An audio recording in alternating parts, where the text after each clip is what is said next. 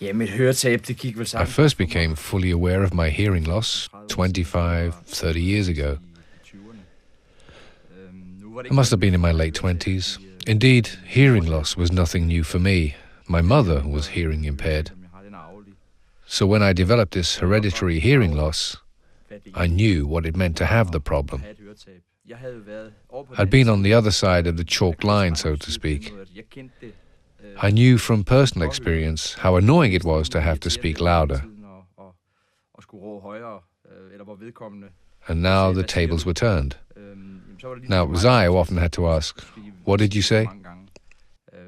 And at some point it starts to be annoying, not only to yourself, but also to your family.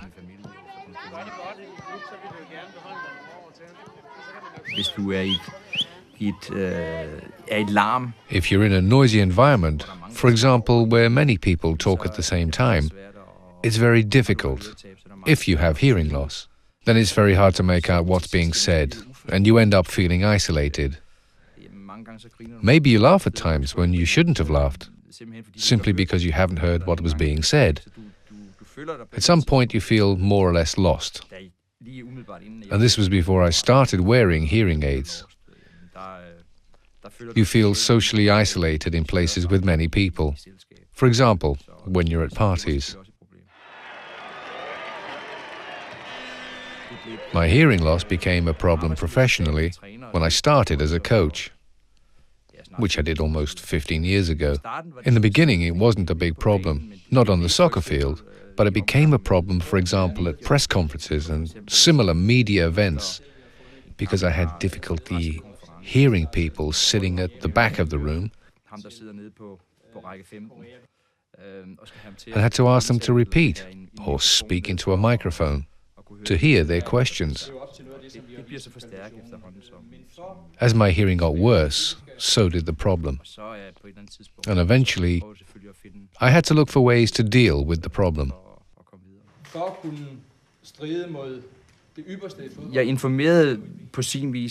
When I became national coach, I made a kind of official statement about my hearing loss to those in my profession.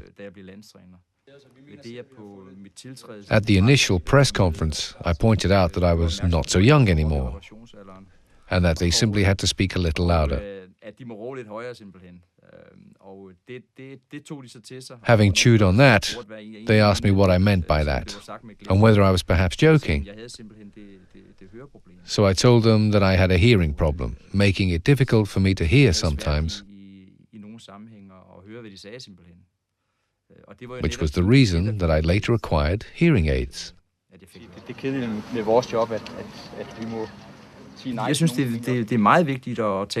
I believe it's very important to speak openly about it, and I regret that I didn't get hearing aids a couple of years sooner, when I already had the problem. Back then I wasn't national coach, but I was still a coach and had exactly the same problems. For example, at media events or when speaking at large meetings and so on. If the audience asked questions, I really had difficulty hearing, especially people sitting in the back rows. So why didn't I get a hearing aid sooner? Well, I guess it has to do with vanity, and that's silly. That's really silly. Once I got my hearing aids, I realized that I functioned just like everybody else again.